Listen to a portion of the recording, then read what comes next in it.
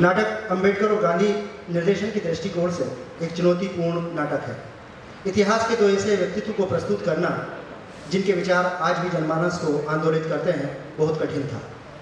दोनों के बीच की बातचीत और बातचीत बस ये दर्शकों को नाटकीय तत्वों से वंचित कर सकती थी। इसलिए नाटक में तीसरे किरदार संगीत का प्रवेश करवाया गया, जिससे नाटक में नाटकीय तत्व मुखर हो जाए। मंच के आगे दो स्पॉट अंबेडकर और गांधी को पृथक करते हैं और उनके विचारों का विभाजन भी बताते हैं। नाटक संतुलित अभिनय की डिमांड करता है, जिस पर मेरे कलाकार खरे उतरते हैं। अंत में गांधी जी का चरखा उनके प्रभाव को रेखांकित करता है, वहीं अंबेडकर का विचार उनकी कई बातों से सहमति दिखाता है। प्रस्तुति पर मेरे कलाकारों ने बहुत मेहनत की है। हम सब का प्रयास कितना सफल रहा है, यह निर्णय आप जैसे सुधी दर्शक ही ले सकते हैं। निर्देशक सुनील राज। मंच पर जो लोग उपस्थित हैं उनके बारे में आपको बता दें। डॉक्टर भीमराव अंबेडकर अनूप शर्मा, महात्मा गांधी अखिलेश जैन, रमाबाई पूजा विश्वकर्मा, पंडित जवाहरलाल नेहरू सार्थक त्रिपाठी, सरोजिनी नायडू समृद्धि त्रिपाठी, सरदार वल्लभ भाई पटेल नीलेश रंजन, बाल गंगाधर तिलक और देवदास गांधी का किरदार किया है ऋतिक शर्मा ने, मोहम्मद अली जिन्ना और चेयरमैन धर्मेंद्र सिंह। अंबेडकर के सहायक हैं सौरभ लोधी, सतीश मलासिया, राजेंद्र परसेडिया, हिमांशु प्रजापति, निखिल प्रजापति, इंद्रजीत वाकरिया और महिपाल पात्रा। मंच के पीछे जिन लोगों ने इस नाटक में जान फूकी है उनके नाम है निर्माण प्रबंधन में श्रद्धा शर्मा, प्रकाश परिकल्पना एवं संचालन मोहन सिंह भदौरिया, मेकअप प्रभात राज निगम, निर्माण सहायक नीलेश रंजन ऋतिक शर्मा, मंच सहायक सौरभ लोधी सतीश मलासिया, मंच निर्माण सहयोगी में निखिल नीलेश और धर्मेंद्र महिपाल, वस्त्र विन्यास सौरभ लोधी, मंच सामग्री सार्थक त्रिपाठी समृद्धि त्रिपाठी, संगीत निर्देशक अमर बवन, ढोलक आकाश अहिरवार, झांझ मजीरा कमलेश दुबे, गायन सभी लोगों का है, लेखक राजेश कुमार, परिकल्पना और निर्देशन सुनील राज। प्रस्तुति है रंग महिमा थिएटर सोसाइटी। तो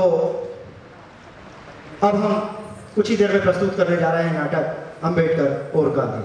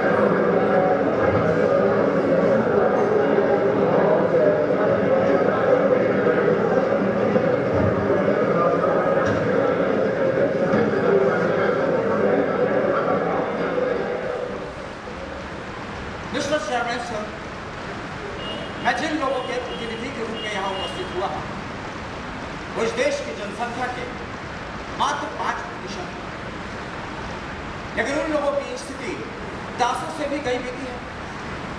दासों के मालिक उन्हें छू तो लेते हैं, लेकिन हमें तो छूना भी पाप समझा जाता है।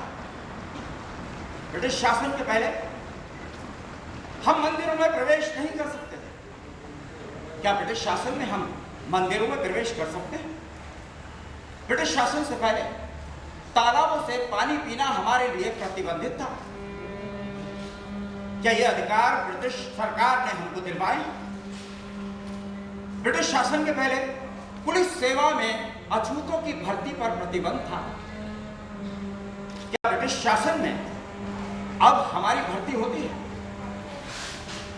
इन सवालों के जवाब हमें प्राप्त किए जाना बहुत मुश्किल है। हालांकि अंग्रेज सरकार को आए हुए 150 वर्ष हो गए, लेकिन अछूतों की स्थिति जैसी थी आज भी वैसा ही है। ऐसी सरकार किस काम की? आज देश को एक प्रमाणित और कारगर संविधान की जरूरत है, एक ऐसे संविधान की जिसमें बहुसंख्यक लोगों की हिस्सेदारी हो। वो वक्त अब नहीं रहा जब आदेश आप देते थे और पूरा भारत मान लेता था। आज एक कारगर और प्रमाणित संविधान की जरूरत है, और वो तभी होगा जब उसमें सभी दलों की हिस्सेदारी शामिल हो।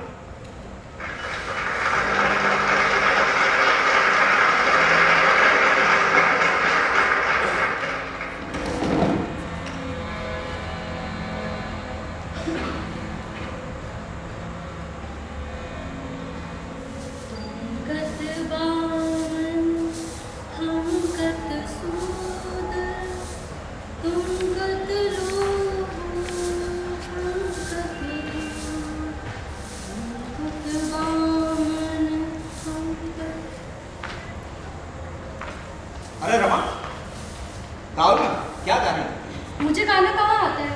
अरे क्या गा रही थी? कबीर का दोहा यार। आज कोरट जाने का इरादा नहीं है क्या? सुनाओ ना अपने कबीर को। आप मजाक उड़ाएंगे? मुझे अच्छा लगेगा रमा, गाओ। तुम कत बामन हम कत सूर, हम कत लोहू तुम कत दूर।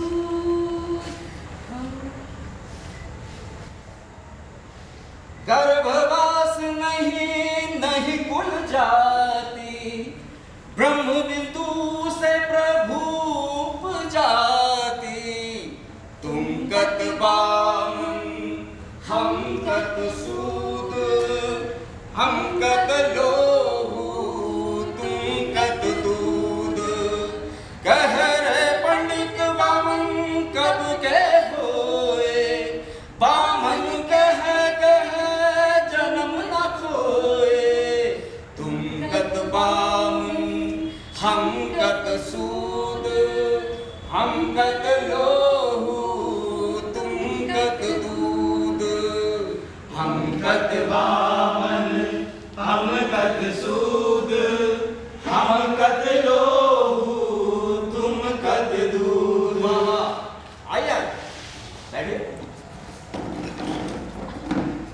आज जो हम कह रहे हैं कबीर कितना पहले कह गए, फिर भी लोग पत्थर बने हुए हैं। बदलने में समय लगेगा। श्वान की पूंछ कभी सीधी हुई है? ये आदमी है। लेकिन जानवर हो गए हैं। कॉन्फ्रेंस को हुए 7 महीने हो गए, लेकिन कांग्रेस के मन का जहर अभी उतरा नहीं है। मैं पूछता हूँ, डॉक्टर साहब अगर कॉन्फ्रेंस में गए तो क्या गलत कर दिया? कांग्रेस ने बहिष्कार किया तो क्या जरूरी है दूसरे लोग भी बहिष्कार करें? अरे इतने लोग गए थे, किसी के बारे में कुछ नहीं कहा, उल्टे हाथ धोकर डॉक्टर साहब के पीछे पड़ गए। कोई देशद्रोही कह रहा है, कोई हिंदू समाज का विध्वंसक। यहाँ तो ये हाल है, कांग्रेस जो कहे वो नीति और जो करे वो रीति। रमा कहाँ जा रही हो? चौके में बर्तन पड़े हुए हैं। बाद में साफ कर लेना रमा, अभी यहीं रुको। मैं बैठकर क्या करूंगी? अरे सुन ना क्या? हमारी बातें। आप सब लोगों की बातें मेरी समझ में नहीं आती। रमा सब समझ में आ जाएगी, अभी बैठ। नासिक जिला कांग्रेस के अध्यक्ष ने कालाराम मंदिर प्रवेश मुद्दे पर खुलेआम सनातनियों का पक्ष दिया। एक कराची अधिवेशन में तो प्रस्ताव ही रख दिया कि राष्ट्रीय सभा में धार्मिक मुद्दों पर तटस्थ रहेगी। मंदिर प्रवेश के मैच धार्मिक प्रस्ताव है। अरे सब एक ही थाली के चट्टे बट्टे हैं। कांग्रेस अलग नहीं है, अंदर से वो भी वही है। जात छोड़ना आसान नहीं है। गांधी जी कह रहे थे स्वतंत्रता प्राप्ति के बाद मंदिर प्रवेश आंदोलन हाथ में लेंगे। गांधी जी तो आपकी तबीयत अभी ठीक नहीं हुई है। हाँ रमा, बुखार तो नहीं, आपको कुछ दिन और आराम करना चाहिए। फिर काम कौन करेगा? पता नहीं इतनी कमजोरी में भी कौन सी चीज आपको इतनी ताकत देती है? अपमान की ज्वाला। उसकी धड़क सरकार तक पहुंचने लगी। सरकार को लगने लगा है कि जल्दी कुछ ना किया तो दलित विद्रोह कर देगा। पुलिस में तो दलित वर्गों की भर्ती भी शुरू हो गई है। ये सब डॉक्टर वहाँ पे किए गए प्रयासों के ही परिणाम हैं। अरे लेकिन मुझे दुख है कि लोग अभी भी मेरी बातों को नहीं समझ पा रहे। मेरे पीठ पीछे कटु प्रचार प्रसार जारी। मुझे ये समझ में नहीं आता कि मैंने उस सभा में ऐसा क्या कह दिया कि जिससे कांग्रेसियों को, भारतीयों को शर्म महसूस हो रही है। आपको कोई कुछ कहता है तो ये उसका मुंतिम मन है। अगर कोई ये कहता है कि आपको बहुसंख्यक जनता का समर्थन नहीं है तो आकर देखे कि जनता किसके साथ है। हाँ डॉक्टर साहब, जो लोग आज आपका विरोध कर रहे हैं कल वही लोग समर्थन करेंगे। गुलाबा समाचार जो कल तक आपके खिलाफ लिखता रहता था, देखिए अब प्रशंसा करने लगा है। आपके सामाजिक सुधारों के बारे में आज एक लंबा लेख छापा है। दुआ करो कि कांग्रेसियों का भी हृदय परिवर्तन हो जाए। हृदय है उनके पास। आज तो आपको गांधी जी से मिलने जाना था। लेकिन वो तो खुद आपसे मिलने आने वाले थे।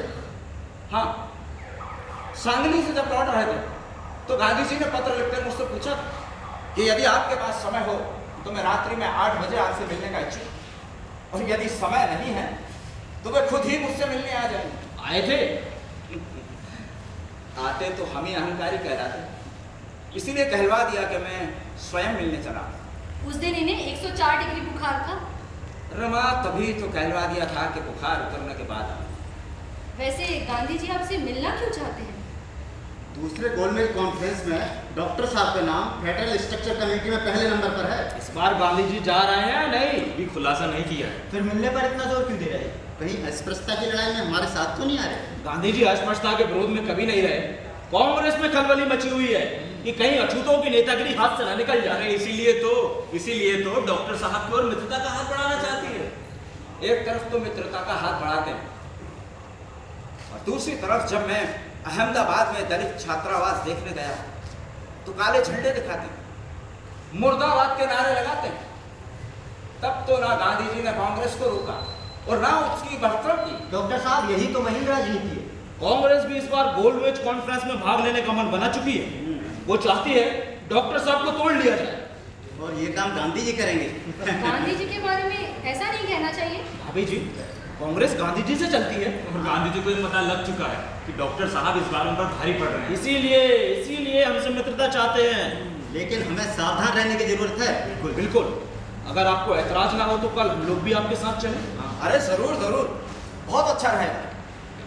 कल कितने बजे जाना है? दोपहर में 2 बजे कहाँ? मणि भवन।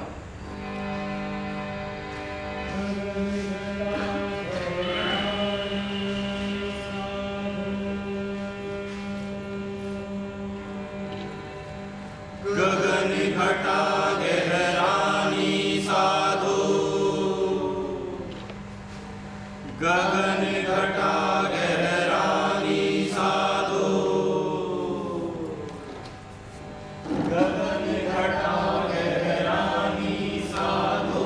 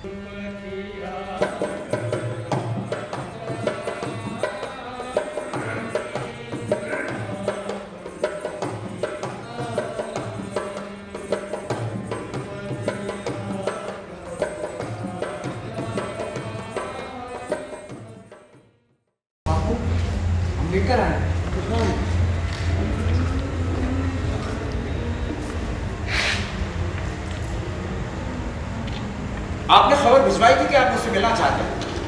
अरे डॉक्टर अंबेडकर, क्षमा कीजिए, मैं आपको पहचान नहीं सका। बैठिए बैठिए, आप खड़े क्यों हैं?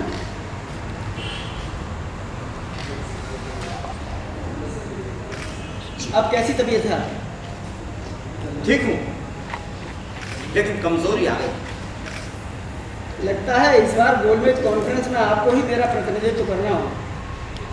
अपना बोझ तो संभाला नहीं जाता, आपका बोझ कैसे संभालना? मेरा जाना तो मुश्किल ही है, अब आप ही अपने विचार बताएं।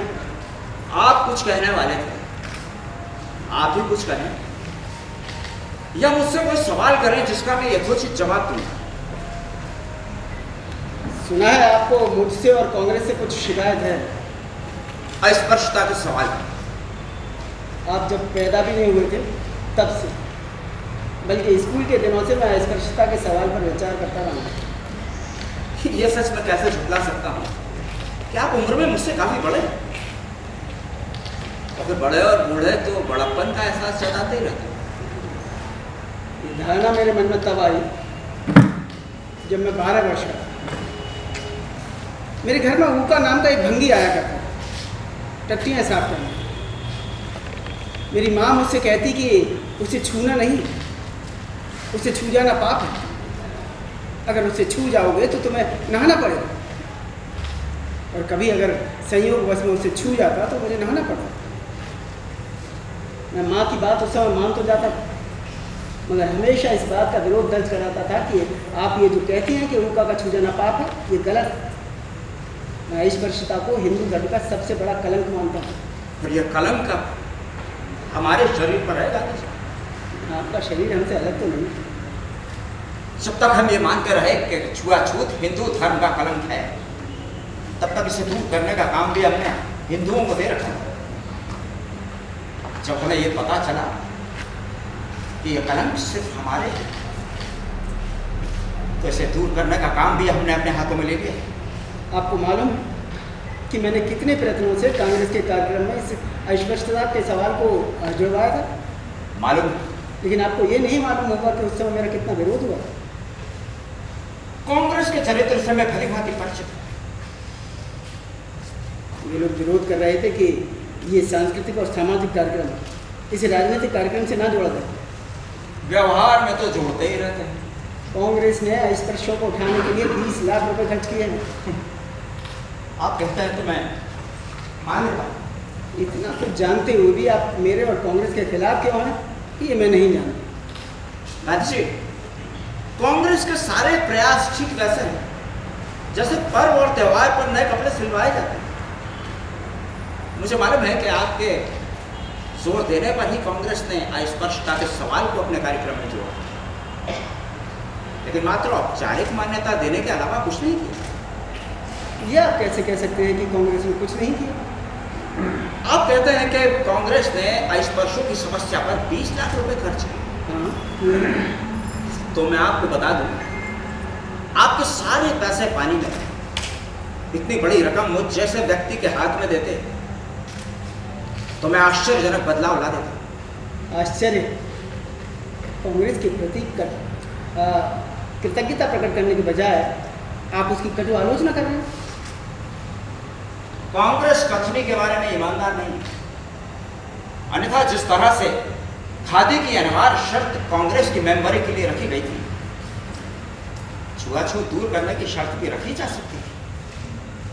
लेकिन कांग्रेस ना तो दलित छात्रों की सहायता करती है और ना दलितों को अपने यहां नौकरी देती। आप कहते हैं कि अछूतों की ओर से ब्रिटिश सरकार का हृदय परिवर्तन नहीं हुआ, तो मैं ये कहता हूं कि अछूतों की ओर से हिंदुओं का हृदय परिवर्तन भी कहां हुआ। तो जब तक वो अपनी बात पर अड़े रहेंगे, तब तक ना तो हम हिंदुओं का विश्वास करेंगे और ना कांग्रेस। किस पर विश्वास करेंगे? हम अपनी मदद आप करने और आत्मसम्मान में विश्वास रखते हैं। हम महान नेताओं और महात्माओं में विश्वास करने के लिए तैयार नहीं। आज तक का इतिहास गवाह है, महात्मा गण चक्रवात की तरह होते हैं, तो वो धूल के गुबार तो बहुत उठाते हैं, लेकिन किसी का जीवन स्तर जरा भी नहीं उठाता। कांग्रेस मेरा और मेरे कार्यों का विरोध करती है। क्यों? मुझे गद्दार कहती है।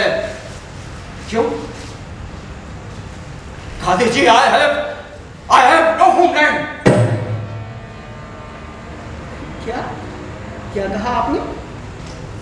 मेरी कोई मातृभूमि नहीं है। डॉक्टर अंबेडकर, ये आपकी ही मातृभूमि है। मैं फिर कहूंगा, मेरी कोई मातृभूमि नहीं है। ये कैसी विडंबना है? जिन तालाबों से हमारे जानवर पानी पी सकते हैं, उन तालाबों से हमें पानी पीने का अधिकार नहीं। ऐसी भूमि को अपनी मातृभूमि और ऐसी भूमि के धर्म को अपना धर्म कहने में मैं क्या, कोई भी यह स्पष्ट तैयार नहीं होगा जिसे इंसानियत का ज्ञान हो और आत्मसम्मान की तनिक भी परवाह हो।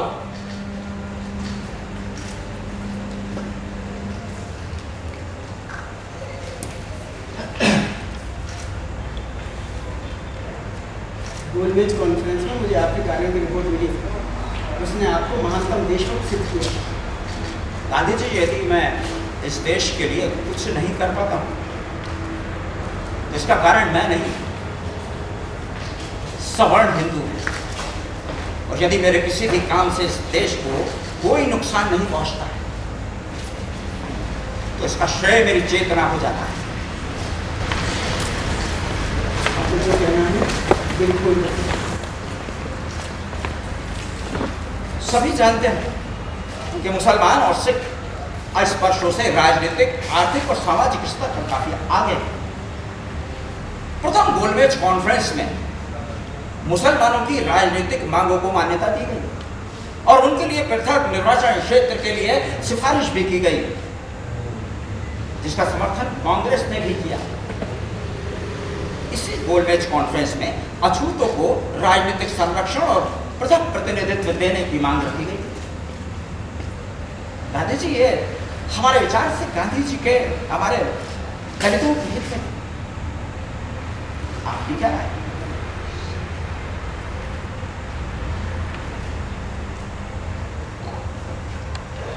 मैं हिंदुओं से अछूतों के राजनीतिगत अलगाव के खिलाफ हूँ।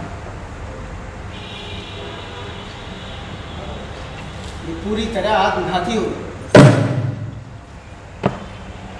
आपके स्पष्ट विचारों के लिए धन्यवाद। हमें पता तो चला कि हम कहाँ खड़े हैं। अब मैं चलना चाहूंगा।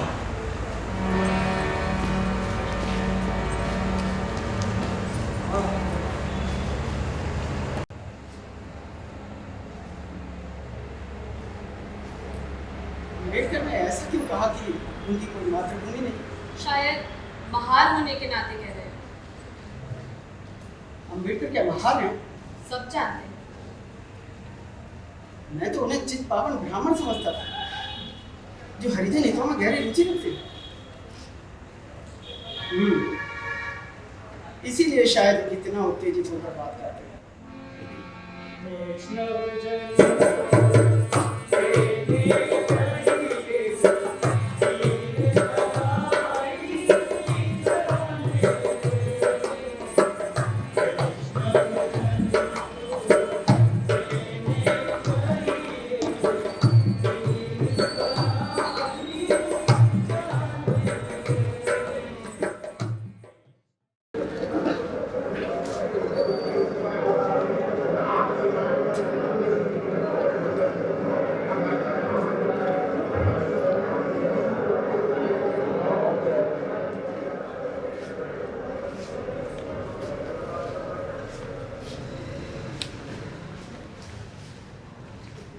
मिस्टर चेयरमैन, मैं अल्पसंख्यकों के पृथक प्रतिनिधित्व का समर्थन करता हूं,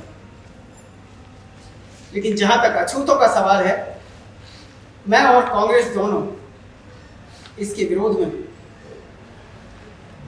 क्योंकि अछूत हिंदू धर्म का ही अभिन्न अंग है और इन्हें इनसे अलग नहीं किया जा सकता।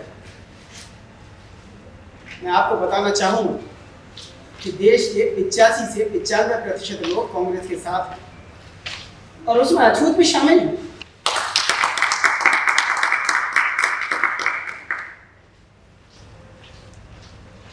मिस्टर चेयरमैन सर, क्या मैं ये जान सकता हूं कि कांग्रेस जिन 5% लोगों का प्रतिनिधित्व नहीं करती, ये कौन लोग?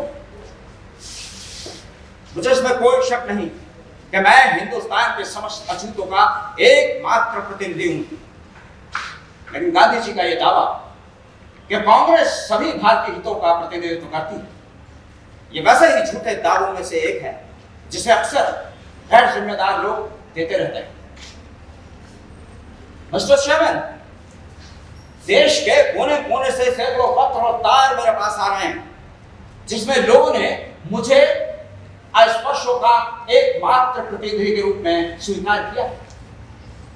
और कांग्रेस के कार्य करने के तरीके का विरोध करते हैं।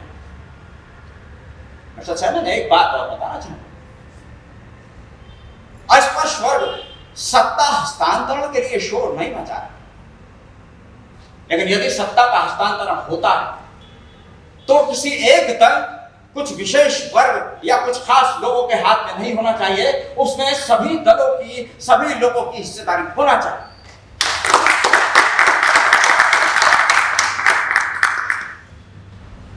मुझे पूरा विश्वास है कि अस्पृश्यता बिल्कुल समाप्त होने को है। ऐसे में पृथक निर्वाचन मंडल की मांग से ये कलंक हमेशा के लिए बना रहेगा।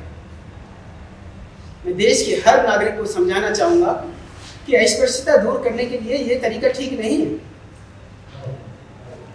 मैं बड़ी इज्जत करता हूँ डॉक्टर अम्बेडकर की, लेकिन ऐसा लगता है कि जिस अन्याय की चक्की में वे पिस चुके हैं, जिन कठोर अनुभवों से वे गुजरे हैं, उससे वो गुमराह हो गए। इसलिए मैं पुरजोर लगाकर ये कहता हूं कि यदि इस बात का विरोध करने वाला मैं एकमात्र व्यक्ति भी रहा तो अपना जीवन देकर भी इसका विरोध करता रहूंगा।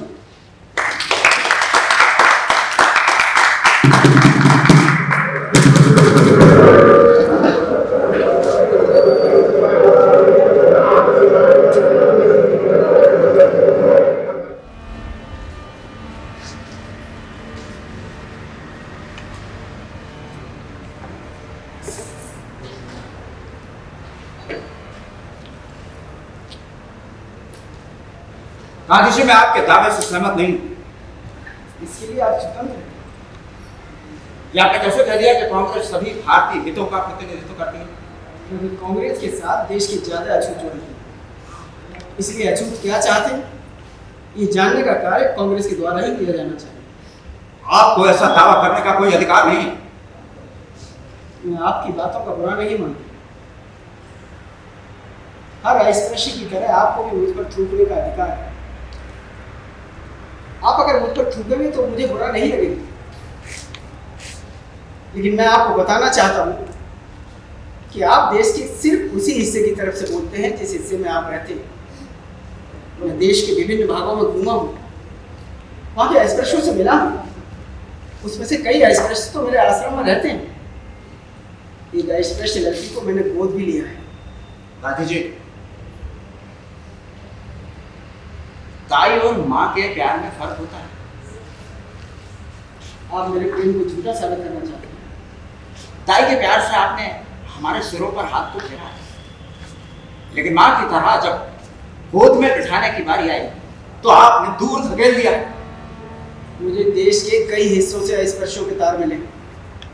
उन्होंने आपको अपना प्रतिनिधि मानने से साफ इनकार कर दिया। इससे क्या साबित हो जाए कि कांग्रेस का अर्थ भारत है, अतः वार्ता का आधार बिंदु भी कांग्रेस का। मैं विश्वास दिलाती हूँ, वार्ता आपके हित में हो। कैसे माने? गांधी जी तो मुस्लिमों की राजनीतिक मांगों को समर्थन देने के बदले में उनके सामने एक शर्त रख रहे हैं कि वो अछूतों को मिलने वाले पृथक राजनीतिक क्षेत्र के अधिकारों का विरोध करें। वो नहीं चाह रहे हैं कि पृथक निर्वाचन मंडल होने से समाज में किसी भी तरह का तनाव बढ़े। वो मुसलमानों, सिखों और ईसाइयों को पृथक राजनीतिक क्षेत्र देने के पक्ष में है, लेकिन दलितों के पक्ष में नहीं।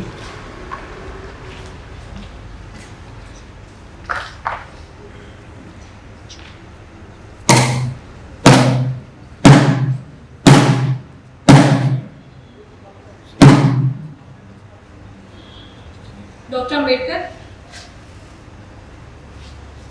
क्या सोचा आपने? मुझे क्या सोचना है? जो सोचना है आप लोगों को सोचना है। बहुत कुछ तो गांधी जी को। हम आपके साथ हैं डॉक्टर, बशर्ते बशर्ते क्या? बशर्ते आप हमारे साथ आ जाएं।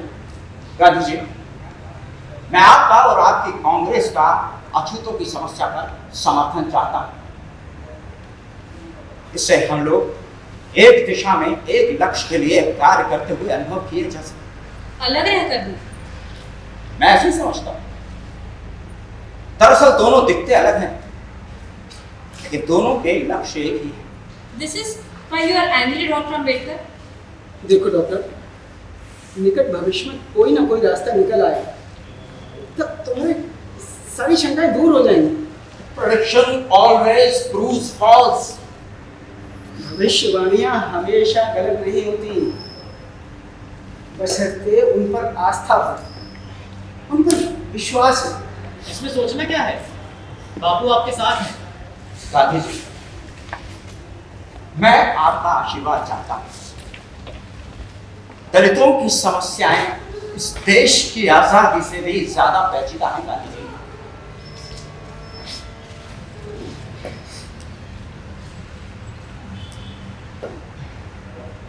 जानता हूं, इसीलिए कहता हूं कि मेरी बात सुनो।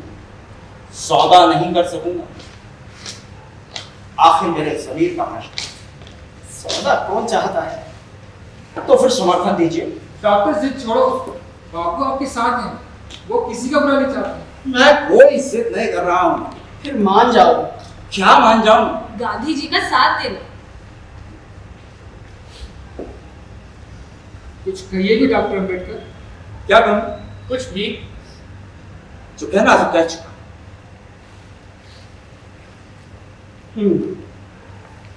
तो मुझे ही निर्णय करना होगा। जैसी आपकी इच्छा। तो ठीक है, क्या ठीक? यदि शेष प्रतिनिधि दलित वर्गों की मांग पर सहमत हो जाए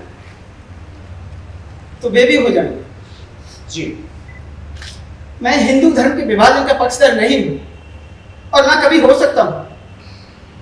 अछूत मुस्लिम हो जाए या ईसाई, ये मैं बर्दाश्त कर लूंगा, मगर ये कभी बर्दाश्त नहीं कर सकता कि प्रत्येक गांव छूत या अछूत में बढ़ जाए।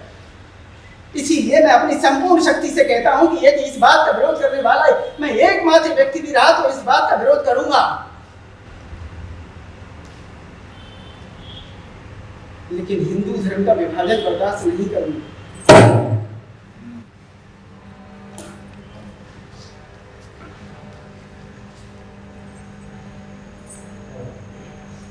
गांधी जी, हमारे लोगों ने आपको बहुत पसंद किया है। मैं भी अस्पष्ट वर्ग से हूं। वो कष्ट मैंने सहा। आपकी सरकार कुछ करे, इन्हें भी जीने का हक मिले, यही मांग लेकर इस कॉन्फ्रेंस में आया हूं। लेकिन मुझे धर्म शत्रु कहा जा रहा है। मुझ पर चोरी और मारपीट के झूठे मुकदमे दायर किए जा रहे हैं। मैं जिन लोगों का हूं वो तो पहले से ही कमजोर और दयनीय है। इनके जीवन के लिए, इनके अधिकारों के लिए मुझसे जो बल पड़ रहा है, मैं अपनी पूरी शक्ति और कर्तव्य निष्ठा से कर रहा हूं। क्या ये मेरा अपराध है?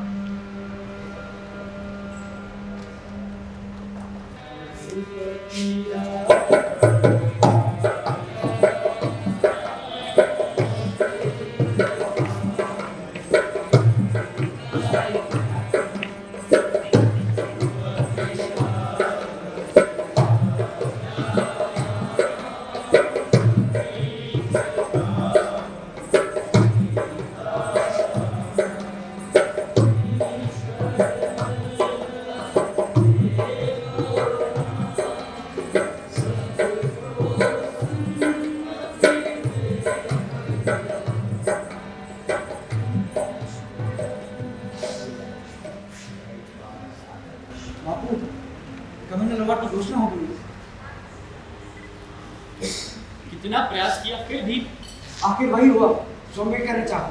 ये तो अंबेडकर की विजय है। सवाल किसी की जय या पराजय का नहीं है, सवाल है कि क्या ये देश हित में है। इसमें तो निर्वाचन क्षेत्र जाति भेद के आधार पर सीमित करने का प्रस्ताव है।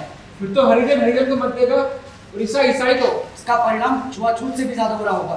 सारा देश जाति संप्रदाय में बट जाएगा, अस्पष्टता और गहरा जाएगी। सरकार तो चाहती है यहाँ के लोग आपस में लड़े। जितना लड़ेंगे फायदा सरकार को ही है। दो बिल्लियों के बीच हमेशा बंदर ही फायदा पाता है। मैं इसका विरोध करूंगा। आपके विरोध करने से देश के हरिजन कहीं कांग्रेस के विरोधी न बन जाए। अगर ऐसा हुआ तो मेरा जीवन व्यर्थ है। प्रधानमंत्री को पत्र लिखो कि हरिजनों को हिंदुओं से अलग न किया जाए। यदि आरक्षण लागू हुआ तो हिंदू हरिजनों से नाराज हो जाएंगे। यदि पृथक निर्वाचन मंडल की मांग स्वीकार की गई तो मैं आमरण अनशन शुरू कर दूंगा, लेकिन हिंदू धर्म का विभाजन बर्दाश्त नहीं करूंगा।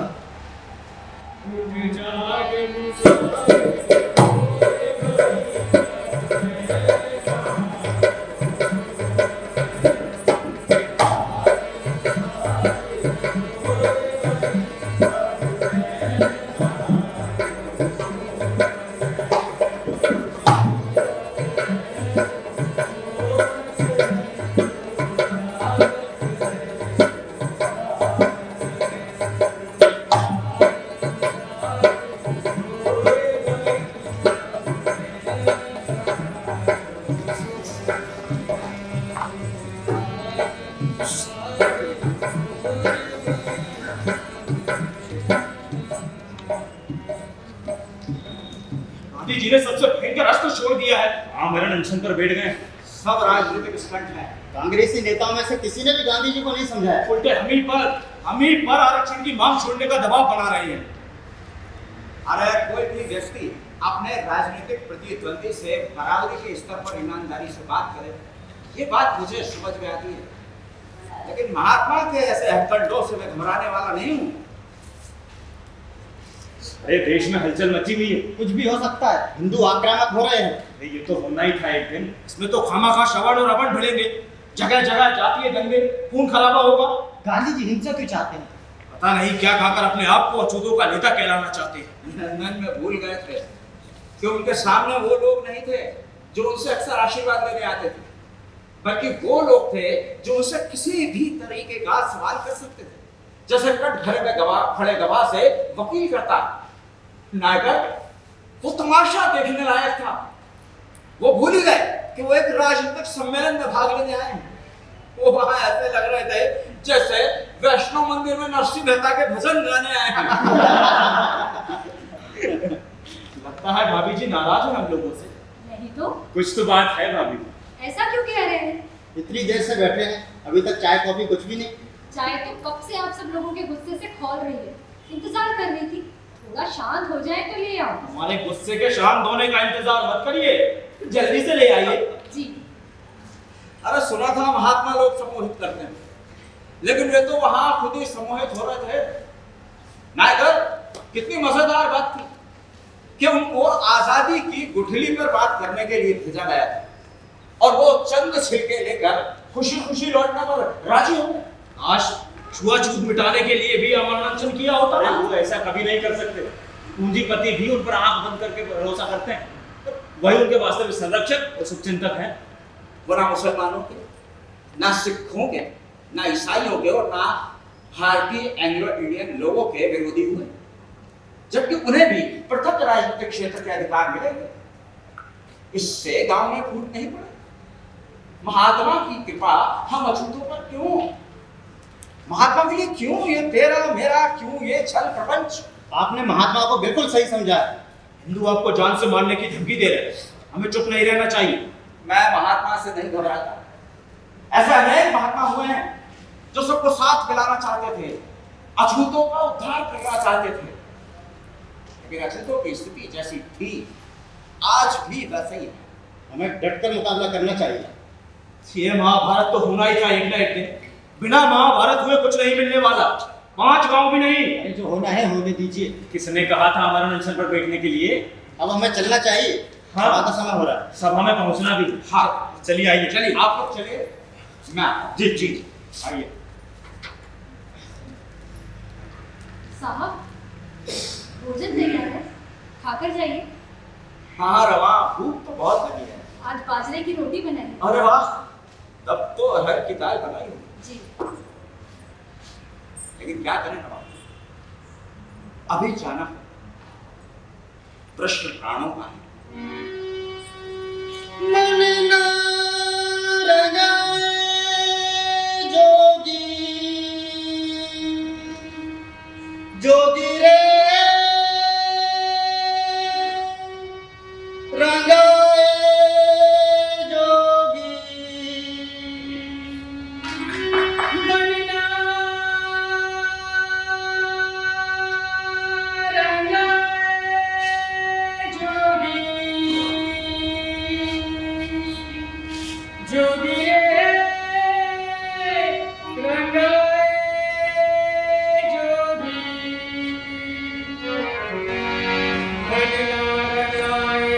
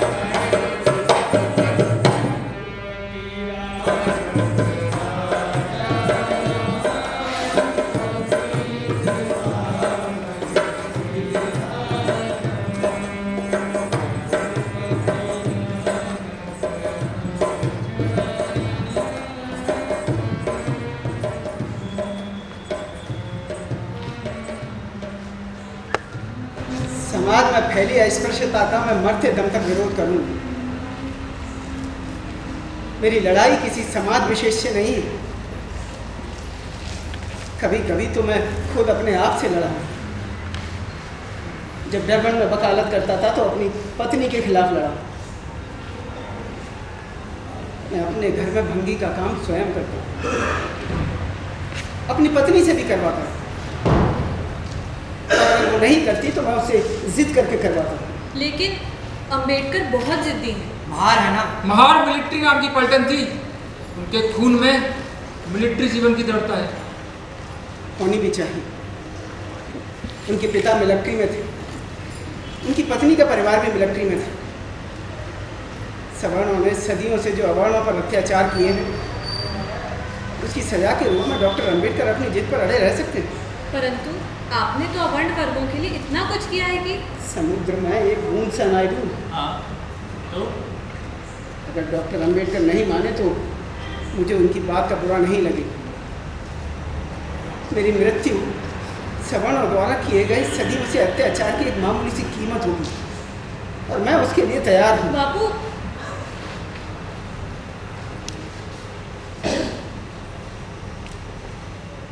क्या हिंदुस्तानी स्वीकार कर लेगा? सवर्णों ने सदियों से अवर्णों पर अत्याचार किए हैं ना, हाँ तो उन्होंने कैसे बर्दाश्त कर लिया? वो तो वो कुछ नहीं नायडू। भीष्म पितामह ने महाभारत बर्दाश्त किया था ना, स्वयं भगवान श्री कृष्ण उसे रोक नहीं पाए थे। वे तो ईश्वर थे, रोकना चाहते तो रोक सकते थे। लेकिन उन्होंने नहीं रोका। ये रोक भी नहीं सकते, क्योंकि भगवान की शोभा सुषमा और अलंकार है, ये उसी में से है। अगर ऐसा हुआ हिंदुस्तान में खतर मच जाएगा। नहीं, ऐसा नहीं होना चाहिए। एक बात संभव है, डॉक्टर अंबेडकर उदार मना है, उनकी चित्तवृत्तियां हिंदू धर्म को उबार ले जाने में सहायक होंगी। अगर वो हमें क्षमा कर दें तो ये संकट टल सकता है। वे क्षमा करेंगे क्या? क्यों नहीं, आप क्षमा मांगेंगे? हर पापी को मांगना चाहिए। परंतु आपने तो कोई पाप नहीं किया। मेरी पीढ़ियों ने तो किया है। अगर हम सब क्षमा मांगे तो? नहीं, ऐसा नहीं होगा। ईसा ने भी उन लोगों के लिए क्षमा मांगी थी जिन लोगों ने उनके हाथ पांव में कील ठोंककर उन्हें क्रूस पर लटका दिया था। वे तो निर्दोष थे। डॉक्टर अंबेडकर हमें क्षमा करें नहीं सरदार।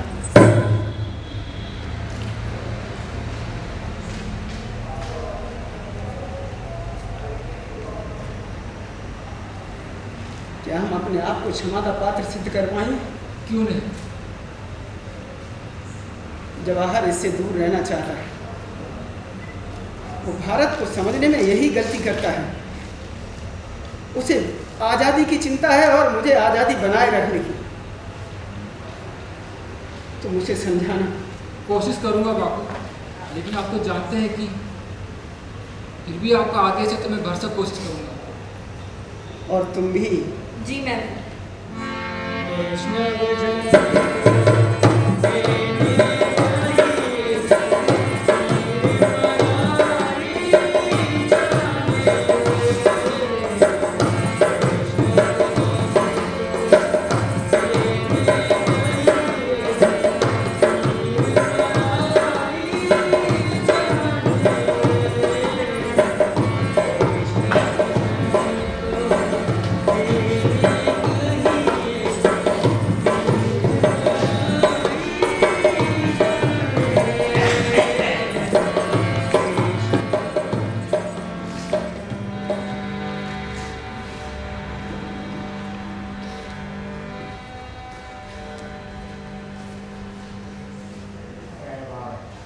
डॉक्टर अंबेडकर, आपके करने से ही कुछ हो पाएगा। मैंने उन्हें अमरण अनशन के लिए नहीं कहा। संकट महात्मा के प्राणों का है। संकट प्राणों का नहीं, अंधविश्वास और विवेक में से किसी एक को चुनना। आपके अलावा गांधी जी के प्राण कोई नहीं बचा सकता, ये स्पष्ट है। कैसी बातें करते हैं आप लोग। बचाने वाला तो वो है या ब्रिटिश प्रधानमंत्री अथवा सम्राट। वो जो कहेगा वो ठीक ही कहेगा। आप लोगों को उस पर विश्वास करना चाहिए। आप ठीक है, लेकिन ये ना भूलें कि जो सदियों से प्राण दे रहे हैं उनके कष्टों का निवारण कौन करेगा? वो आवश्यकता से नहीं होगा और ना कोई महात्मा कर सकेगा। होगा तो संवैधानिक अधिकार से। ये दो भाइयों की लड़ाई है। छोटे भाई का बड़े भाई के प्रति कुछ फर्ज बनता है। इस नाते हम सब आपसे प्रार्थना करते हैं कि जिद छोड़िए और हम सबको इस संकट से उबारिए।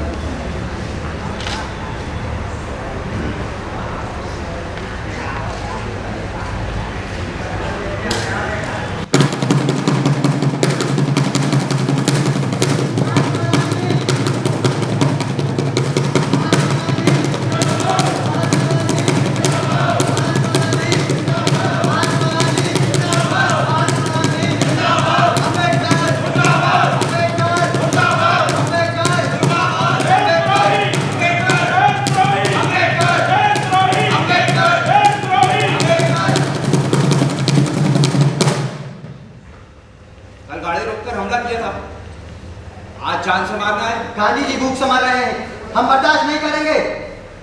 मेरे समुदाय को मिले अधिकारों को कोई छीने, मैं भी ये बर्दाश्त नहीं करूंगा। आपको समाज की चिंता है, गांधी जी की नहीं। गांधी जी ने क्या बिगाड़ा है आपका? क्या दुश्मनी है उनसे? किस जन्म का बदला ले रहे हैं आप उनसे? आप गांधी जी से मिलते क्यों नहीं? मुझे जो कहना था मैंने मीटिंग में कह दिया। अब हटिए सामने से, मुझे कोर्ट जाना है। यदि वक्त पर नहीं पहुंचा तो मेरे मुवक्किल को सजा हो जाएगी। अगर गांधी जी को कुछ हुआ तो सजा का हकदार आपका पूरा समाज होगा। कोई अगर ये सोचता है कि मुझे डरा धमका कर विवश कर देगा, ये उसकी बहुत बड़ी भूल होगी। हटिए सामने से, चलिए।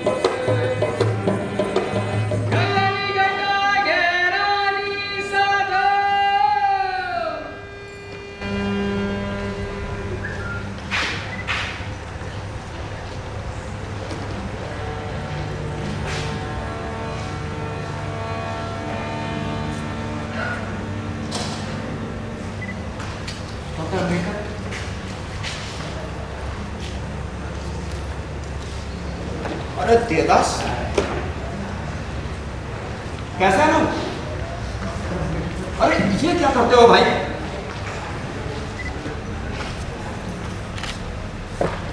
वो मेरे पिता हैं। कौन पुत्र चाहेगा कि उसकी आंखों के सामने से उसके पिता उठे? समझ नहीं पा रहा क्या करूं, किसके पास जाऊं? आप बड़े मन के महान हैं।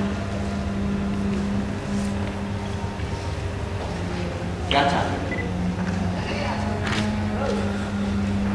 अपने पिता का जीवन। तुम क्या समझते हो? क्या मैं चिंतित नहीं?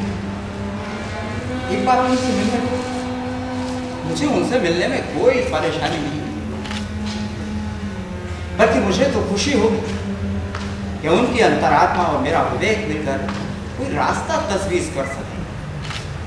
कम से कम ये संकट की घड़ी तो टल जाए। जी, मुझे आपसे यूं मेरा विश्वास करो, मैं वातावरण बनाना चाहता हूं और अभी तक भी मैंने यही किया है। मुझे नेता बनने का शौक नहीं है, मैं अछूत वर्ग से हूं। अपने समुदाय के लोगों के लिए भी मेरा कुछ कर्तव्य है, जिसमें मैंने संकल्प लिया है कि जब तक जीऊंगा उनके लिए, उनके अधिकारों के लिए मुझे अपने संकल्प का निर्वहन भी करना है।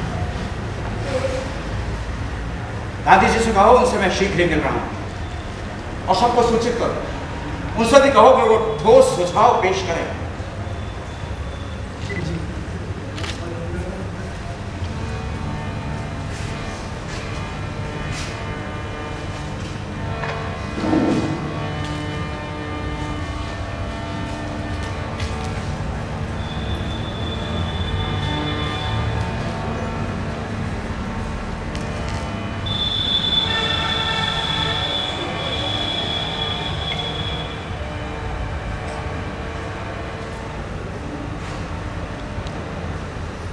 साहब, मुंह हाथ धो लो, भोजन लगाती हूँ।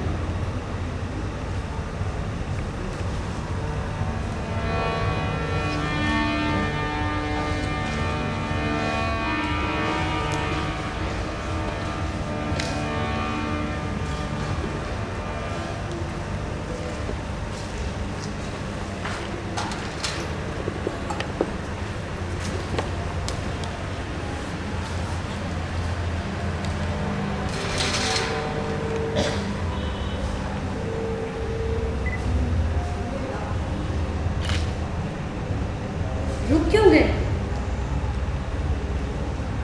खाना क्यों छोड़ दिया? रमा, आज कोई भी आदमी इतने संकट में नहीं होगा जितने संकट में मैं हूं। कैसा संकट?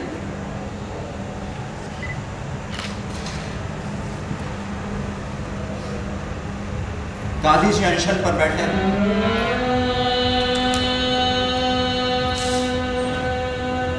आज बैठक में क्या हुआ? रमा, मुझे दो विकल्पों में से एक को चुनना है। कौन सा विकल्प? एक तरफ गांधी जी के प्राणों की सुरक्षा की समस्या है, तो दूसरी तरफ प्रधानमंत्री द्वारा अछूतों को दिए गए राजनीतिक अधिकारों की सुरक्षा का प्रश्न। आप क्या सोच रहे हैं? यदि अछूतों को मिले अधिकारों के हित पर अटल रहा तो इसका सीधा प्रभाव गांधी जी के जीवन पर पड़े। आपने क्या फैसला लिया? रमा, मेरी मुख्य चिंता है कि यदि गांधी जी के जीवन को ना बचाया जा सका तो भारत का हिंदू समाज, जो पहले ही अछूतों का दुश्मन बना है, वो महात्मा के हत्यारे के रूप में हमें प्रचारित करेगा और सदैव के लिए ये कलंक हमारे ऊपर होगा। कदाचित इसको लेकर वो जीवन भर अत्याचार भी करते रहे। एक बात मानोगे साहब? क्या?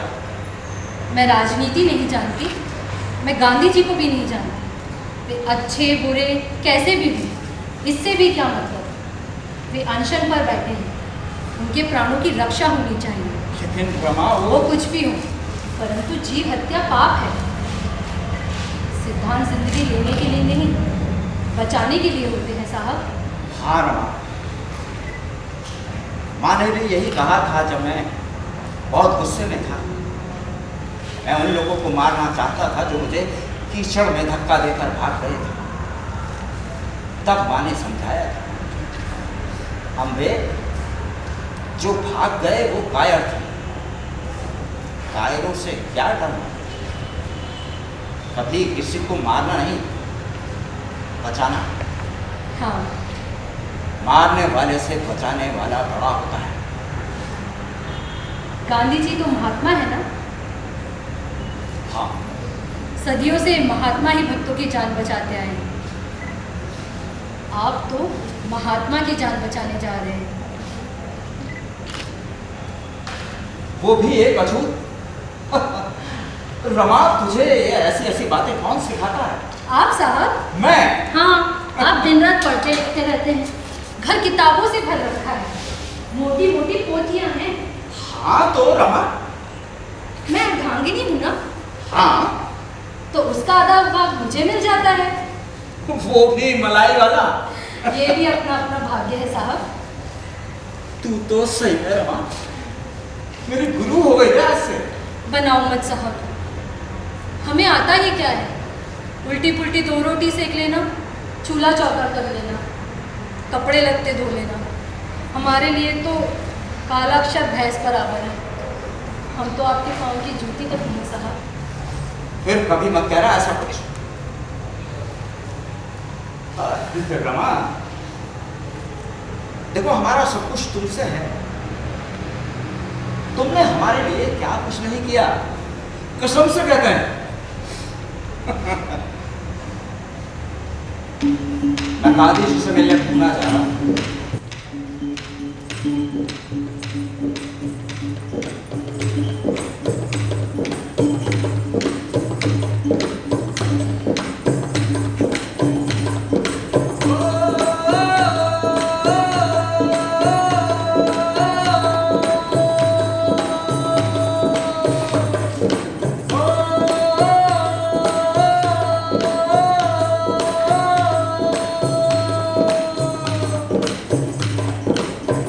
मनीला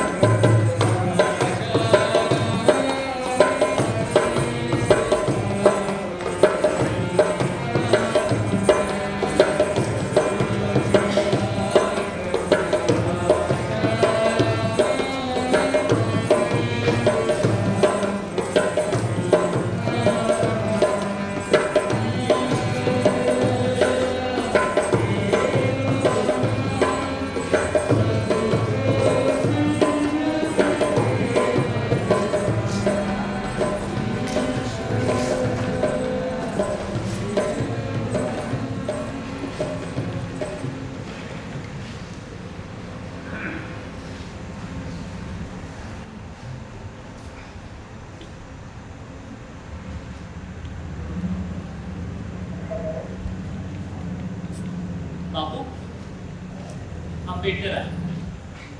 आपके अमर अनशन पर डॉक्टर साहब बहुत दुखी हैं। गांधी जी आपसे सुनना चाहते हैं कि उन्हें कैसे बचा सकेंगे हम लोग। इसके लिए हमें क्या करना चाहिए?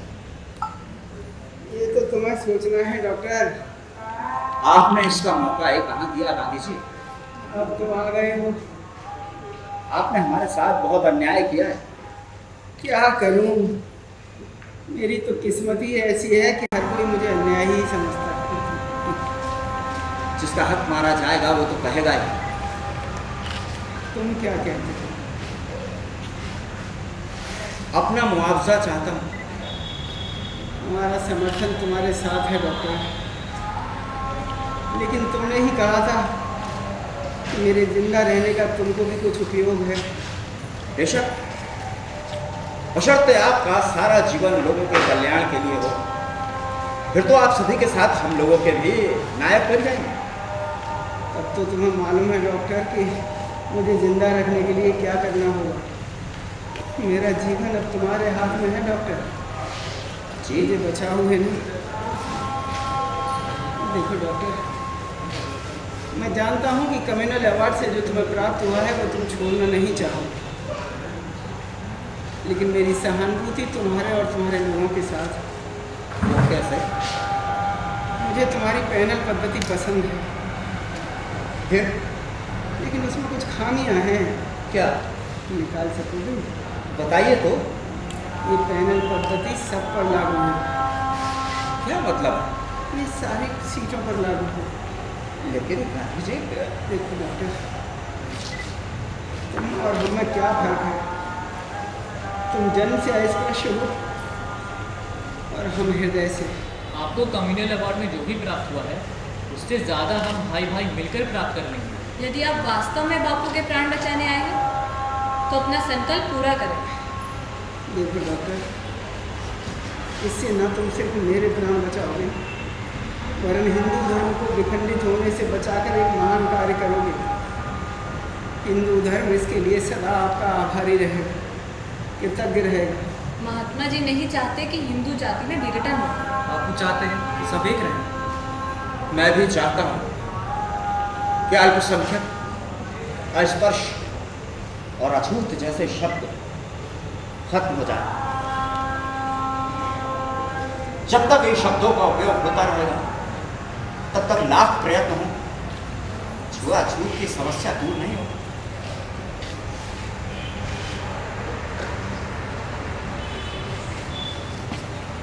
सबको आपको सबका समर्थन है। मुझे जो कहना था वो मैंने कह दिया।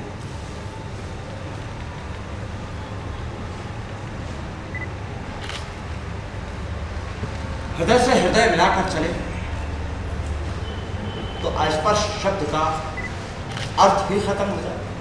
ये इच्छा अवश्य पूर्ण होगी डॉक्टर साहब। हम सब आपसे सहमत है डॉक्टर भाई।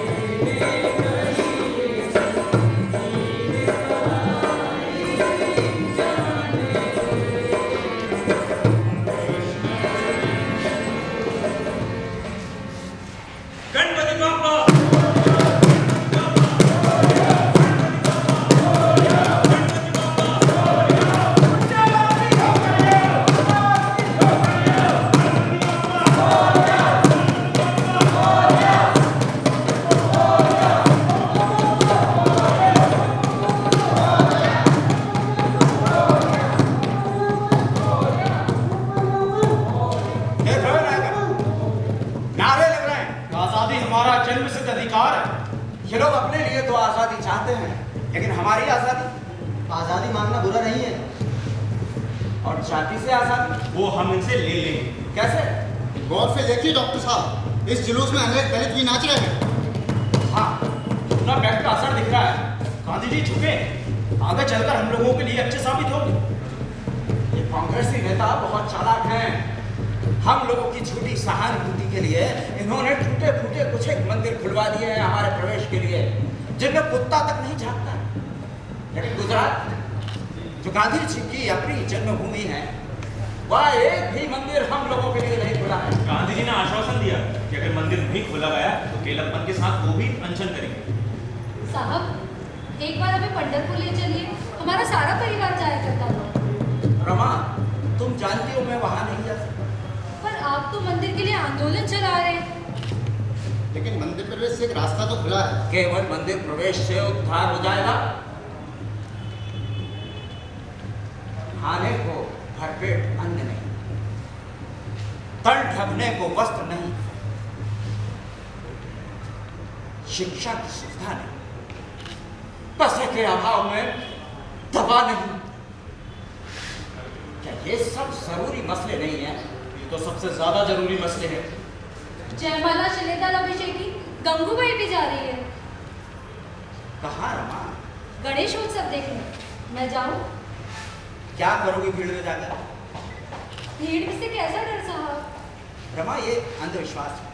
मात्र मेला है, खुशी का आयोजन है। समय का दुरुपयोग है रमा। आप पूजा के खिलाफ क्यों हैं? मैं पुरोहितवाद की गलत धारणाओं के खिलाफ हूं। मुझे जड़ में जाना है, जहां कर्मकांड की कोपलें फूटती हैं, और ये हमारे ही घर में हमारे ही लोगों को हमारे खिलाफ खड़ा कर रही है, और एक ऐसी जगह पहुंचा दे रही है जहां से कुछ सुनाई नहीं देता है। गणपति बप्पा! गणपति बप्पा! गणपति बप्पा! ईश्वर रहे कि मेरे बीच में क्यों आ जाता है? आप ईश्वर के बारे में ऐसा क्यों सोचते हैं? रमा, तूने देखा है कभी ईश्वर? अनुभव किया है। बिना देखे? ये विश्वास पर है। बिना देखे विश्वास नहीं रमा, अंधविश्वास होता है। हाँ, विश्वास जब अंधविश्वास में बदलता है तब ईश्वर का अनुभव होता है। रमा, यह हिंदू सोसाइटी एक बहुमंजिला इमारत की तरह है। इसमें ना प्रवेश द्वार है और ना सीढ़ियां। जो जिस मंजिल पर पैदा होता है उसे वही मर जाना होता है। मैं हिंदू के रूप में पैदा तो हुआ, लेकिन हिंदू के रूप में मरूंगा नहीं।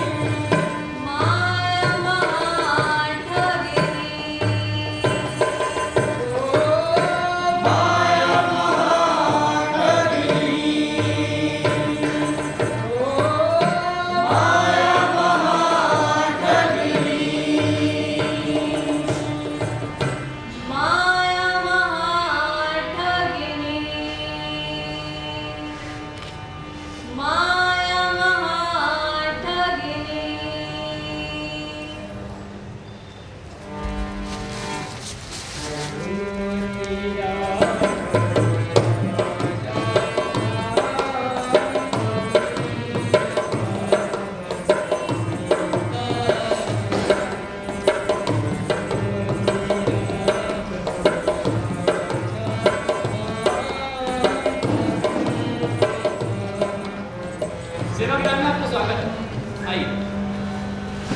आपके प्रबल आग्रह को मैं ठुकरा नहीं सका। अब कैसी तबीयत है आपकी?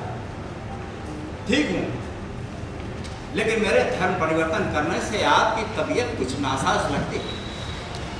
कितने दुर्भाग्य की बात है कि जब अस्पृश्यता अंतिम सांसें मिल रही है तब आप धर्मांतरण की घोषणा करें। हमारे साथ ऐसा भयानक छल हुए हैं कि हम विवश हैं। धर्म कोई मकान या कुर्ता नहीं है कि जब चाहा तब बदल लिया।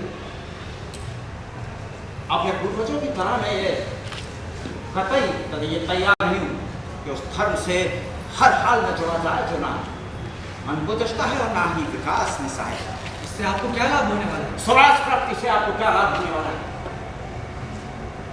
जितनी जरूरत आपको स्वराज की है उतनी ही दलितों को धर्म परिवर्तन की। दोनों ही स्वतंत्रता प्राप्ति के लिए लड़ रहे हैं। धर्म छोड़ने से तो आप उन अधिकारों से भी हाथ धो बैठेंगे जो हिंदू धर्म में आपको मिलते हैं। नए धर्म में नए अधिकार भी तो मिलेंगे। दलित तैयार हैं। कुछ संशय में हो सकता है। जाति भेद तो अस्पृश्यों के बीच भी है। जब वर्णाश्रम धर्म खत्म हो जाए ये भेद भी मिट जाएगा। मेरे ख्याल से उनका हित हिंदुओं के साथ जुड़ा है। उनका हित है तो उनको पता है। इस तरह धर्म छोड़कर जाने लगे तो हिंदू जाति का तो विनाश हो जाएगा। भरोसा रखिए, विशेष नुकसान नहीं होगा। बड़ी मुश्किल से तो मैंने हुआ कि 10,000 ईसाइयों को हिंदू धर्म में दीक्षित किया है और आप उन हिंदुओं को दूसरे धर्म की शरण में लाने चाहते हैं। इसके वास्ते हिंदुस्तान का इतिहास नहीं बदल जाएगा। हिंदुस्तान में अगर हिंदू ही ना रहा तो देश का नाम हिंदुस्तान रखने का क्या मतलब? देखो डॉक्टर, मेरा आपसे विनम्र आग्रह है कि इस निर्णय पर जल्दबाजी ना करें, पुनर्विचार करें। अभी हमने ये निश्चित नहीं किया कि हम किस धर्म को अपनाएं। लेकिन उस धर्म को आप कैसे स्वीकार कर सकते हैं जिसकी संस्कृति और सभ्यता से आप जन्म जन्मांतर से जुड़े हैं? किस धर्म और संस्कृति की बात कर रहे हैं आप? जो आपके खान पान, जीवन मरण, पर्व त्योहार, रहन सहन आपके साथ है।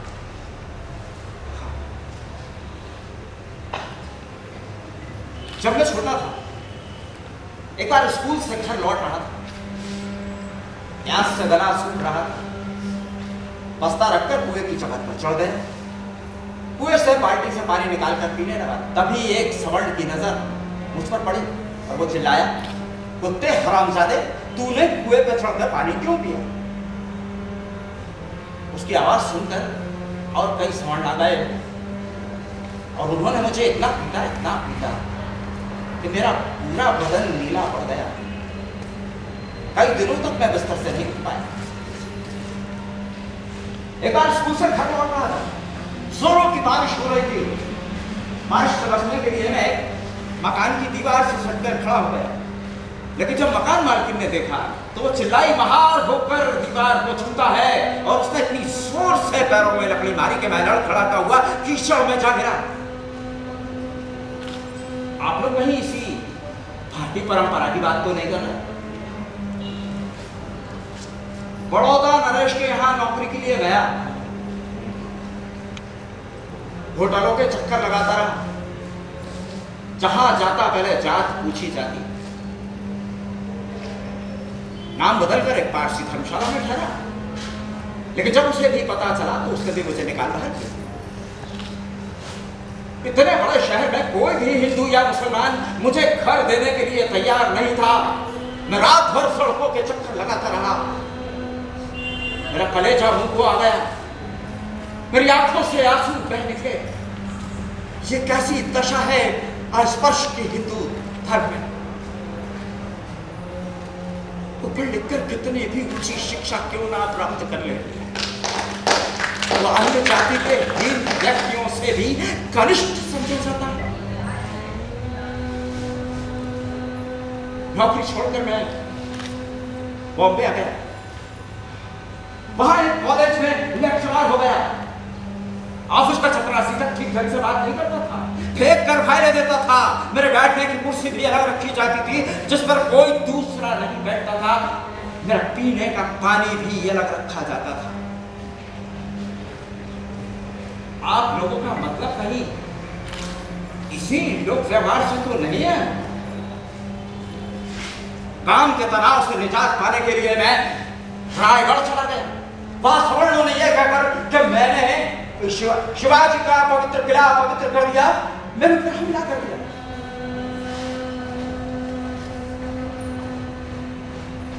मेरी पत्नी को जब ये बात पता चली तो वो इतना डर गई कि उसने बिस्तर पकड़ लिया। फिर वो कभी बिस्तर से नहीं उठ पाई। उसी डर ने उसकी जान ले ली। आप लोगों का आशय कहीं उसी धर्म संस्कृति परंपरा रीति रिवाज से तो नहीं है जो मेरे जन्म के साथ, मेरे रीति रिवाज में, मेरी परंपरा में, मेरे खान पान में मेरे साथ जुड़ी है। तो माफ कीजिएगा, मेरा इस संस्कृति से कोई लेना देना नहीं। और रहा तो खुरच खुरच कर उतार दूंगा, दफन कर दूंगा साथ।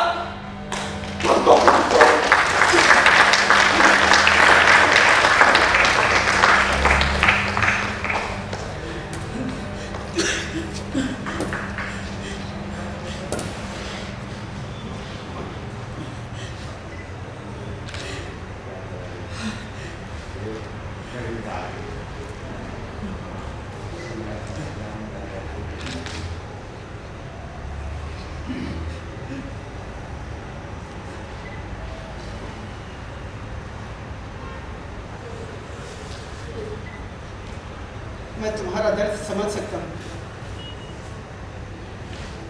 जिसने सहा है वही समझ सकता है इस दर्द। दक्षिण अफ्रीका में मैंने भी ये सब भोगा है। मैं कैसे भूल सकता हूँ उस अंग्रेज अफसर को जिसने फर्स्ट क्लास के कूपे से मुझे बाहर जाने के लिए कहा और मेरे इनकार करने पर उसने पुलिस वाले को बुला लिया। पुलिस वाला मुझे कूपे से धक्के मारता हुआ बाहर ले गया और ट्रेन के दरवाजे से बाहर फेंक दिया। जानते हैं क्यों?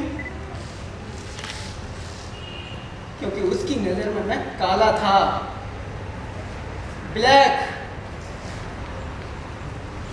आज भी वो टीस रह रहकर मेरे अंदर दर्द मारती है। तो इसका इलाज क्यों नहीं करते? धर्म परिवर्तन तो इसका इलाज नहीं है। इसका इलाज है उस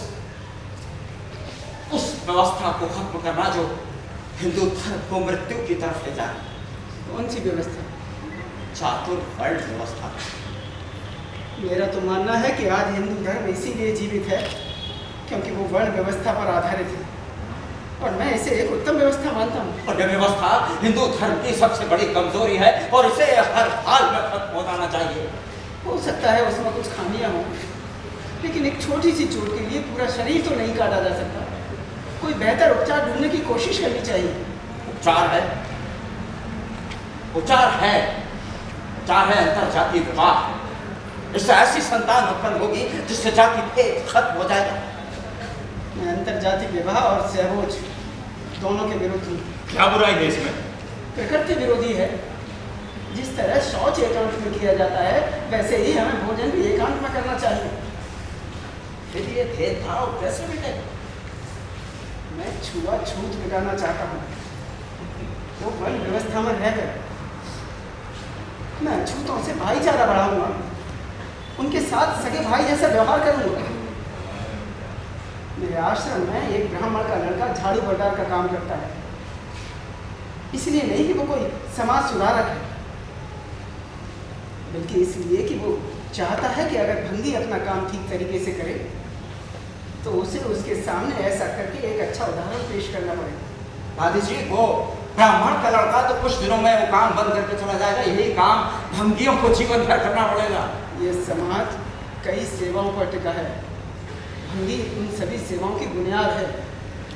मुझे इस सेवा का शर्म है, लेकिन मुझे अपने आप को भंग फैलाने में कोई शर्म महसूस नहीं होती। ऐसा मजाक आप ही कर सकते हैं। अगर इस जन्म में मुझे मुक्ति ना मिली तो मैं अगले जन्म में भंगी के रूप में ही पैदा होना चाहूँगा। दादी जी, आप अगले जन्म की प्रतीक्षा क्यों करते हैं? इसी जन्म में ये काम क्यों नहीं कर लेते? ये तो बड़े पुण्य का कार्य है। हमने तो बहुत पुण्य कर लिया है गांधी जी। अब आप अपने अनुयायियों के साथ पुण्य और लाभ दोनों कमाएं। इस सफाई का काम इतना पवित्र है कि वो या तो एक भंगी कर सकता है या फिर एक ब्राह्मण। यहाँ कोई अपने काम की वजह से ब्राह्मण या भंगी नहीं है। बल्कि जन्म में रहता है। वर्ण व्यवस्था हमें सिखाती है कि हम ऐसे हर एक को अपने खानदानी पेशे के द्वारा ही रोजी रोटी कमानी चाहिए। इसका मतलब ये है कि शूद्र का पढ़ना लिखना मना? नहीं, शूद्र को भी पढ़ने लिखने का उतना ही अधिकार है जितना एक ब्राह्मण। लेकिन अगर वो पढ़ा लिखा कर अपनी रोजी रोटी कमाएगा तो वर्ण धर्म से गिर जाएगा। तो साथ साथ कहिए ना कि जैसे शूद्र के दादा परदादा आपका मेला उठाते आए थे, वैसे वो भी उठाए, फिर उसके लड़के और फिर लड़के के लड़के। अपना व्यवसाय चुनने का अधिकार नहीं होता, उसका पैतृक व्यवसाय जन्म से ही निर्धारित होता है। गांधी जी, यदि जन्म से ही व्यवसाय निर्धारित होता है तो आप क्यों अपना पैतृक व्यवसाय करने से चूक गए? आप तो जन्म से वैश्य हैं, बनिया। आपने तो तराजू को छुआ तक नहीं, क्यों अपना लिया आपने कानून को? यदि हर व्यक्ति अपना पैदाइशी धंधा ही करता रहे तब तो एक व्यक्ति जीवन भर फड़ुआगिरी करता रहे क्योंकि उसका बाप फड़ुआ था। एक स्त्री जीवन भर वेश्यावृत्ति करती रहे क्योंकि उसकी मां वेश्या थी।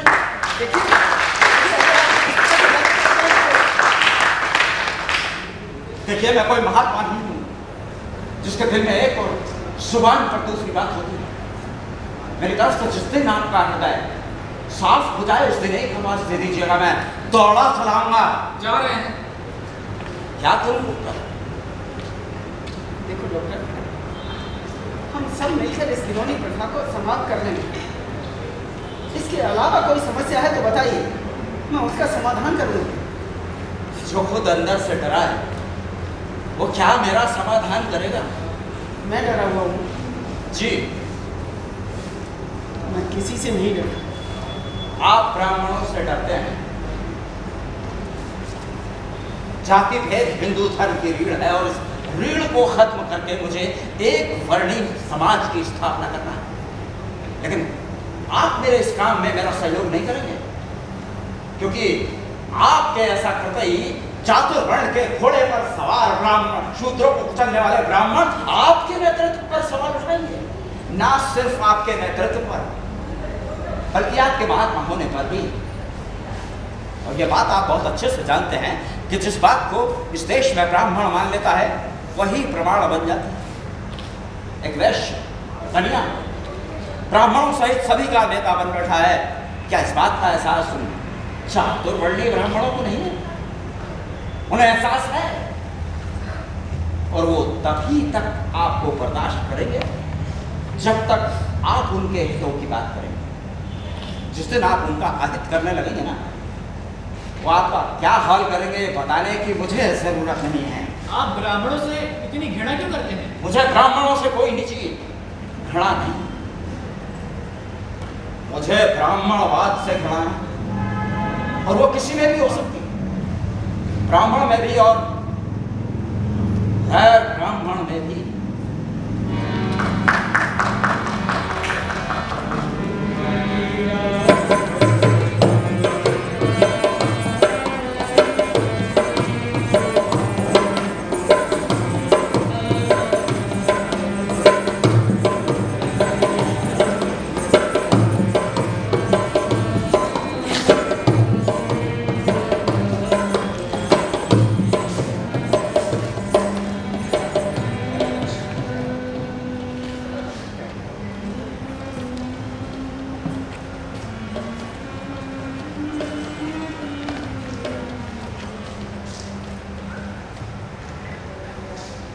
डॉक्टर अंबेडकर को भ्रम है कि दलितों के केवल वो ही हितैषी हैं। ऐसा नहीं है। मैं दलित नहीं हूँ, लेकिन मेरे हृदय में भी उनके लिए कम सहानुभूति नहीं है।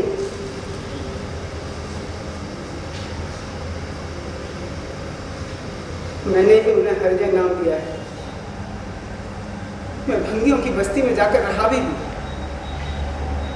उनके दर्द को मैंने महसूस किया है, उनकी परेशानियों को समझा है। डॉक्टर अंबेडकर वर्ण व्यवस्था को नहीं मानते। उन्हें नहीं मालूम कि वर्ण व्यवस्था हिंदू शास्त्रों का एक अभिन्न अंग है। शास्त्रों को समझे बिना आप हिंदू धर्म को कैसे समझ सकते हैं? क्या कुरान के बिना इस्लाम की कल्पना की जा सकती है? क्या बाइबल के बिना ईसाई धर्म की कल्पना की जा सकती है? अम्बेडकर ने सबसे बड़ी गलती यही की कि उन्होंने हिंदू धर्म के उन उदाहरणों को चुना जो गलत थे। यदि किसी धर्म को समझने के लिए उसके अच्छे उदाहरणों को चुनना चाहिए।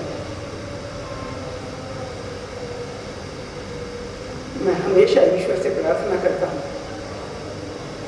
कि हे ईश्वर, मुझे अगले जन्म में ब्राह्मण या शूद्र नहीं, अति शूद्र में जन्म देना, जिससे मैं उनके दर्द को महसूस कर सकूं, उनकी परेशानियों को बांट सकूं। ईश्वर सबको सद्बुद्धि दे, सबको सद्बुद्धि दे, सबको सद्बुद्धि दे। बाबू, प्रार्थना का समय हो गया।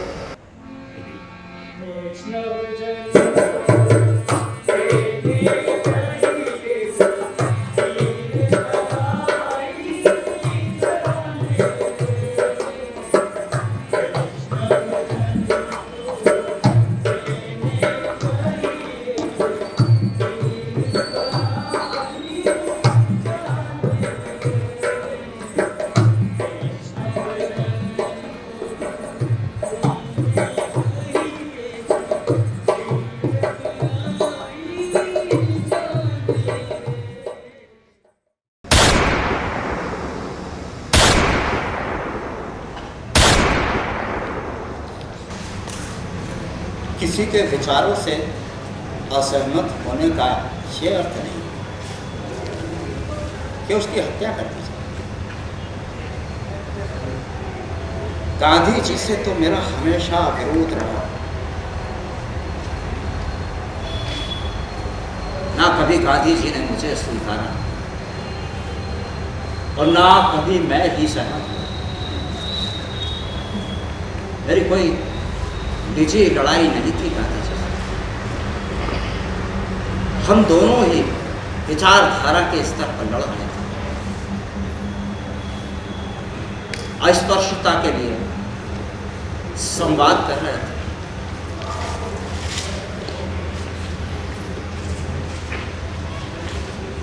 गांधी जी संवाद पूरा छोड़कर चले गए।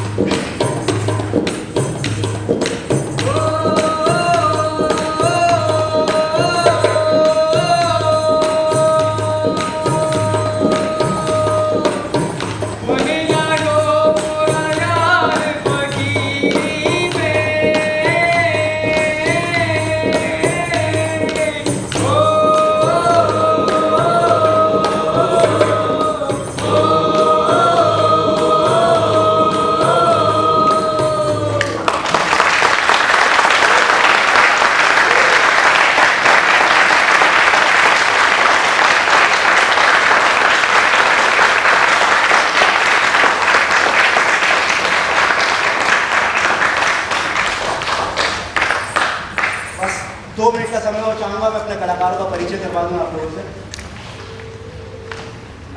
आप हैं मिस्टर धर्मेंद्र, जो जिन्ना का कैरेक्टर कर रहे थे, चेयरमैन का भी किया। नीलेश रंजन जो सरदार वल्लभ भाई पटेल के कैरेक्टर थे। हिमांशु प्रजापति, त्रिपाठी, ऋतिक शर्मा,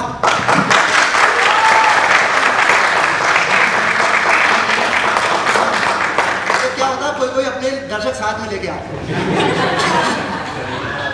समृद्धि त्रिपाठी, ये बहुत मेरी प्यारी बच्ची है। और ये छोटा सा लड़का जो अभी आप रिदम पर देख रहे थे, ये आकाश। और इस नाटक बार इन्होंने संगीत दिया है अपने जीवन में किसी नाटक में, अमर भवन।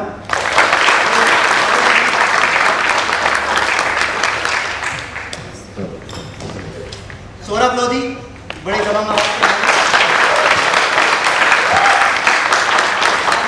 के सिंधिया जी, आप मतलब बिलीव करेंगे कि 50-55 साल की उम्र में कोई थिएटर ज्वाइन करता है, इन्होंने आज पहली बार। सतीश मलासिया,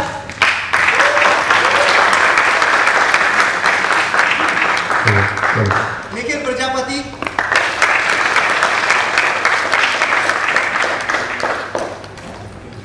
इंद्रजीत,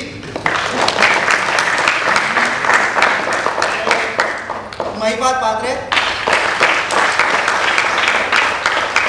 हमारी रमाबाई की भूमिका में थी पूजा विश्वकर्मा, और मेरे दो मुख्य प्रकार। आइए, आप सभी भली भांति परिचित होंगे, पर फिर भी एक परंपरा है। अखिलेश जैन गांधी जी,